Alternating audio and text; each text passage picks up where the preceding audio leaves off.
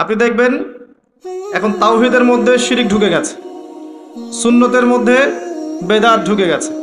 দেখবেন হালাল রিজিকের মধ্যে হারাম ঢুকে গেছে। খুব কম মানুষই এখন হালাল রিজিক খায়, খুব কম মানুষই।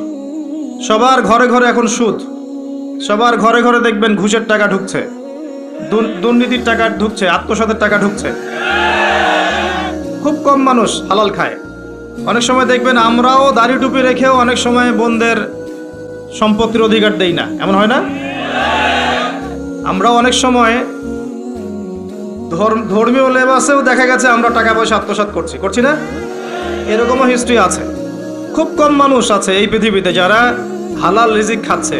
আমরা খাস করে দোয়া করি আল্লাহ যেন আমাদের সবাইকে হালাল রিজিক খাওয়ার তৌফিক দান। প্রতিটা ক্ষেত্রে ফিতনা। আপনি সংস্কৃতিতে যান, সেখানে দেখবেন সংস্কৃতির নামে আমরা মেয়েদের সাথে কি করেছি। নারী পুরুষের ফ্রি মিক্সিং করে দিয়েছি, নারী পুরুষ বেলাল্লাপনে একসাথে চলাফেরা করছে।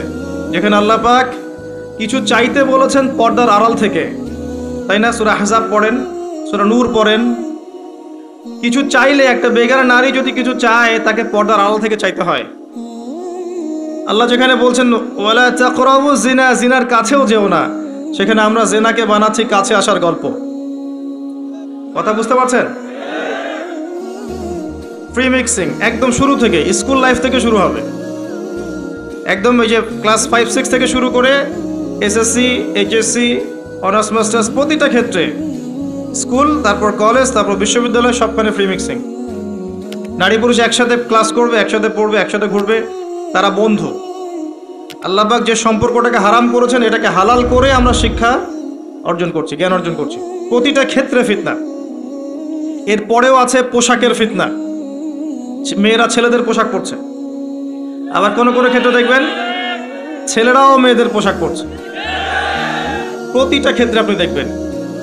এবং মেয়েরা ছেলেদের জায়গা নিয়ে নিচ্ছে সমাজে। প্রতিটা ক্ষেত্রে আপনি গিয়ে দেখেন, হোক সেটা আপনার দোকান বা শপিং মলস বা এয়ারপোর্ট বা আপনার ফিল্ম ইন্ডাস্ট্রি বা মডেলিং বা সংস্কৃতির কোনো ক্ষেত্র বা ব্যাংকিং সেক্টর বা corporate sector, even political sector, সব জায়গায় গিয়ে দেখবেন আপনি মেয়েরা ছেলেদের জায়গা নিয়ে নিচ্ছে। Free mixing. এটা ফ্রি মিক্সিংয়ের কারণে এর ফলে আরও কিছু বিষয় হয়েছে। এর ফলে দেখবেন আপনি জেনা বাড়বে, পরকীয়া বাড়বে, ব্যভিচার বাড়বে, টিজিং বাড়বে, এবং কোনো কোনো ক্ষেত্রে দেখবেন পরিবারের কাঠামো ভেঙে যাবে, ধর্ষণ বাড়বে। এর উপরেও আছে আপনার এই যে নগ্ন ফিল্মস।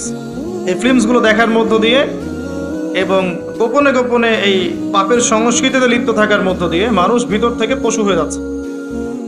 প্রতিটা ক্ষেত্রে, অর্থনীতি বলেন, সংস্কৃতি বলেন, আপনার পরিবারের দিকে তাকিয়ে দেখেন ফিতনায় ভর্তি, পরিপূর্ণ। পরিবারের কর্তারা এখন ইব্রাহিমের মতো নয়। পরিবারের সন্তান সন্ততি কোরআন সুন্নাহ বোঝে না, ওযুর ফরজ বোঝে না, নামাজ কালাম ঠিক মতো পড়ে না। পরিবারের মেয়েরা দেখবেন পর্দা করে না। পরিবারে তালিম নাই, হৃদ্যতা, ভালোবাসা নাই, ইল্লা মাশা আল্লাহ। এর বাইরে আল্লাহর কিছু বান্দা আছেন, তাদের কথা ভিন্ন। ম্যাক্সিমাম পরিবারের অবস্থা। পরিবারের উপার্জনের ঠিক নাই, কোন পথে টাকা ঢুকছে পরিবারে ঠিক নাই। ঢুকলেই হলো, হালাল হোক আর হারাম হোক, এই হচ্ছে আমাদের টার্গেট। এনি হাও, যে কোনোভাবে আমাকে একটা জমি কিনতে হবে, বাড়ি করতে হবে, গাড়ি করতে হবে, স্ট্যাটাস বাড়াতে হবে, যেভাবেই হোক আমাকে এগুলো অর্জন করতে হবে। এই হচ্ছে আমাদের জীবনের উদ্দেশ্য। এখন ওয়ার্ল্ড অ্যাফেয়ার্সে গিয়ে তাকিয়ে দেখেন, এই যে ইন্নাল ইনসানা লাফি খুসর, মানুষ অবশ্যই ক্ষতির মধ্যে আছে। আল্লাহ পাক বলেছেন এই পৃথিবীতে মানুষের ক্ষতি দুই রকম হয়, ইহকালীন এবং পরকালীন। দুনিয়াতে যত করাপশন বা দুর্নীতি, এর মূল কেন্দ্র হচ্ছে মানুষ। প্রতিটা ক্ষেত্রে মানুষ ফিতনা ফাসাদ সৃষ্টি করেছে। আল্লাহ এই কথাটা বলেছেন, যাহারাল ফাসাদু ফিল বাররি ওয়াল বাহরি বিমা কাসাবাত আইদিন নাস। জলে স্থলে যত বিপর্যয় ছড়িয়ে পড়েছে এটা মানুষের হাতের কামাই, মানুষের হাতের কামাই।